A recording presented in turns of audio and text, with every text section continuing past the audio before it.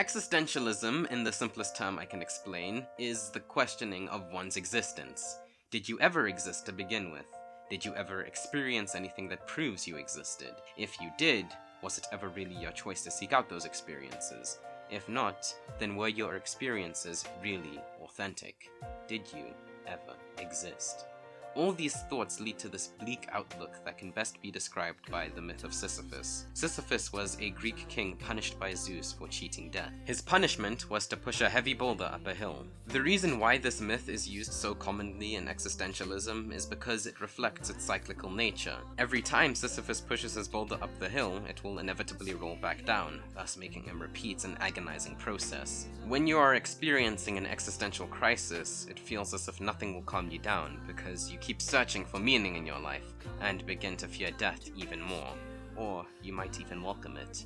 Death can also be seen as a release from everything. The reason why I want to talk a lot about existentialism is because existentialism is the main reason Your Lie in April resonated so deeply with its audience, and why it holds up to this day. In fact, it holds up so well that I believe if you want a friend of yours to get into anime, always recommend this one first. The aspects of existentialism that Your Lie in April focuses on are your memory and purpose. These are explored by the two leading characters, Kosei and Kaori. Kosei is much like Sisyphus. Although he doesn't cheat death, his purpose crushes him like the king's boulder. Kaori can't really be compared to these two because she is mainly concerned with ensuring that she knows that she was alive. In this video, I will be doing an analysis into the existential topics they explore, and hopefully do a much more high IQ video than usual.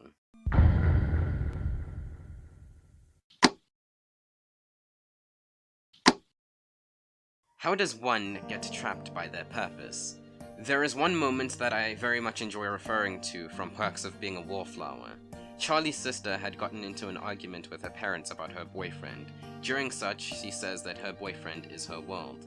Then her mother says not to make anyone her world. Not even me, your own mother. This is because once you lose that thing, your world, you'll have nothing to stand on, making your life meaningless. This is seen in the very young and naive Kosei, whom, after hearing his mother was sick with a terminal disease, wanted nothing but to see her happy, just so that she could return to the tender and loving mother he once knew.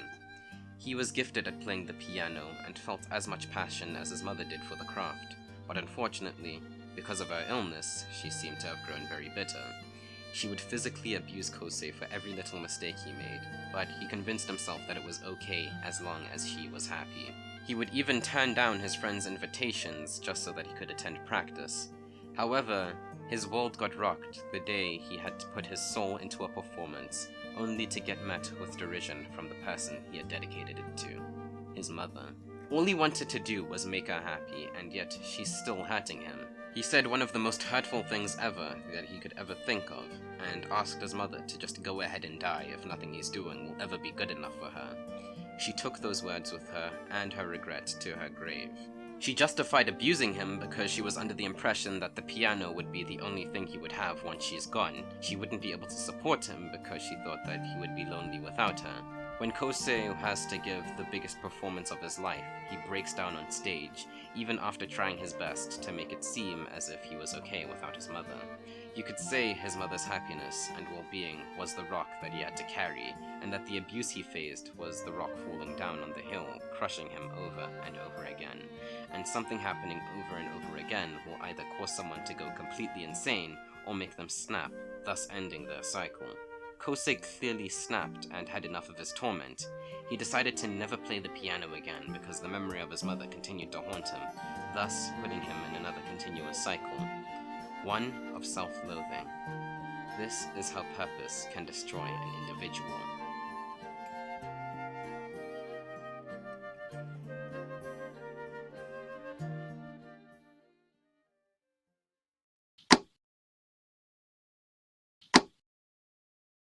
You could say that Kaori helped him prioritize himself. The day they met, she had given a stunning performance, but got eliminated from a competition because she never followed the rules. All she really cared about was leaving an impression on the audience, but most importantly, Kosei. Kosei had never paid attention to his audience whenever he played in competitions.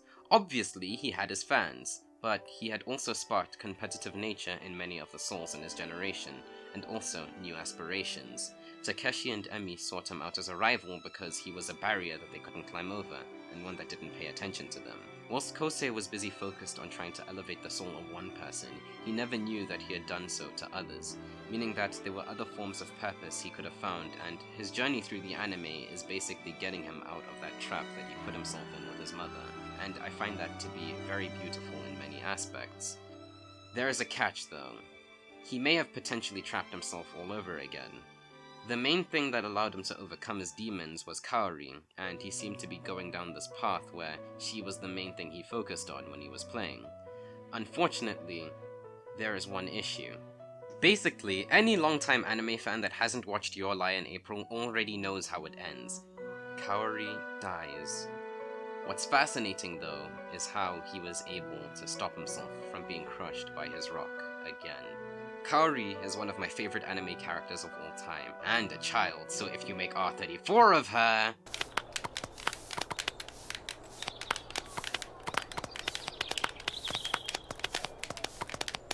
Look in the mirror tomorrow morning, you won't get a big surprise! Kaori's charisma stems from her determination. When she goes to see fireflies, she points out how small and weak they are, yet they are shining with all of their might. Much like her being diagnosed with the same terminal disease Kosei's mother had, and seeking out to die with no regrets. Kaori's character explores the "do I even exist" part of existentialism. If she's going to die at such a young age, did she ever really live her life to the fullest? So she rejected her Toemoe in pursuit of remembering and being remembered. In her parting letter to Kosei, she says the following: "Was I able to live inside someone's heart? Was I able to live inside your heart? You think you'll remember me at least a little? You'd better not hit reset. Don't forget me, okay? That's a promise, okay? I'm glad it's you after all. Will I reach you? I hope I can reach you." When someone dies, it's final. They will not come back to the mortal realm. What is the most common thing you are told when someone dies? They will be in your heart forever. That way, you know that they were indeed alive, and that they lived their lives to the fullest with no regrets. That is the philosophy that Kaori tries her damnedest to instill on Kosei. This was important for him because remembering her was the only way he would be able to let her go. Not with the same regret he felt when his mother died, but with all the good moments they shared. He also realized that even if Kaori is gone, since he was able to find himself and broaden out his purpose, he would never be alone. He has Tsubaki, who can hopefully find love with him in the future.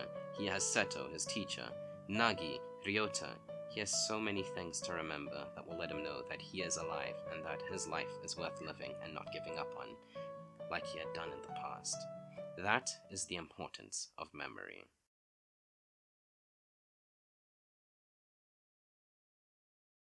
Thank you all so much for 250 subscribers. I'm baffled because this growth is, well, I mean, in my context, it's big. It finally means that my content is somewhat tolerable and worth getting updated on and going back to. It's a shame that there isn't a public dislike count anymore, but as the man on my IT Teachers posters once said, if you can't take criticism, don't do anything new or interesting. So now, more than ever, please support people in my comment section who have valid criticisms on how I should move on going forward. I know I don't get a lot of comments, but it would be much easier for me to find those critical comments if or when I'm a much bigger channel. So yeah, that's the video. I know, I got lazy in the end. I mean, I'm doing the still image thing yet again. But this video had a lot of work to go into it. I think I tried to do it all in one go.